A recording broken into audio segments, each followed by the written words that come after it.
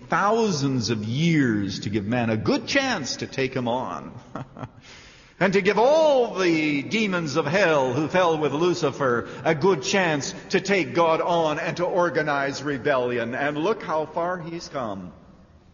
Look how far he's come. Nothing but despair and futility. And so you see, Satan reaches out and he wants to take that exotic bit of pleasure and put it in his mouth. And so, way back when, he reached out and he took it and he put it to his lips and it turned to ashes, degrading substance in his mouth.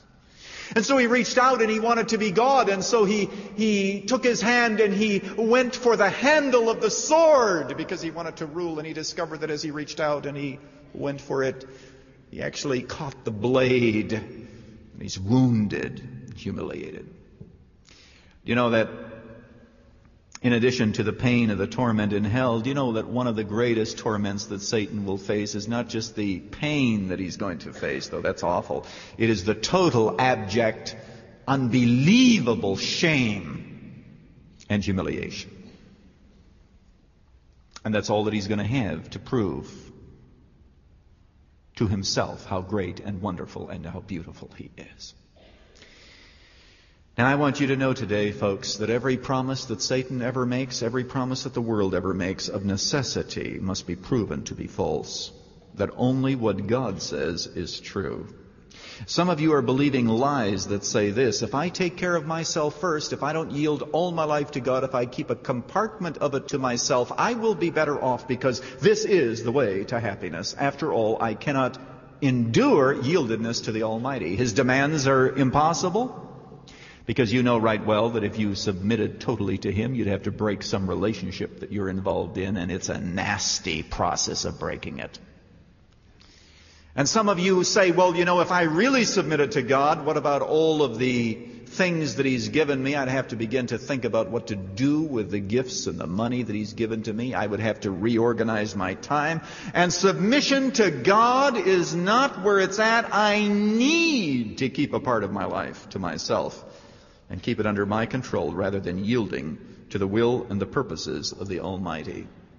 And you know that to that extent you are deceived and will find that of absolute necessity, I don't want to repeat myself, but I need to say it one more time, that of necessity you will lose out, because no one who opposes God ever wins. Period. And that's it. There was a young woman who lived in immorality, rebellious. She knows better than God. She knows better than the church. She knows better than the elders and the deacons. I heard this story many years ago. The young lady's name was Tony Jo Henry. She lived somewhere in the South. And one day in a relationship with her boyfriend, which didn't work out, and they never really do work out, do they? Come to think of it, she ended up killing him because of a dispute that arose. And later on, when someone visited her in jail, she made this profound statement. She said, you know, I knew that God ran the whole show. But she said, I thought I could steal one small act. That's all that I want, is one small act. Oh, boy. Isn't that the commentary on all of us? We know that God runs the show, but we need one small act to ourselves. And it is that small act that becomes the seat of a whole host of troubles. Because God says, no person pitted against me can ever possibly win. You know what the good news is in this conflict? That not only did Jesus Christ win a moral victory, but when Jesus Christ died on the cross and He won that victory against Satan, God was able to remain just and yet to justify people, to cleanse them from sin. Because you say, well, Pastor Luther, I come today to Moody Church with all kinds of things in my life that are impure and that are wrong. Jesus Christ's death was such a sacrifice for sin that God says, I can acquit any person who believes in him. And so that the past can be wiped out, and so that the future can become a future filled with the blessing of the living God. That's why God's greatest gift in all of the mess of this world is his Son.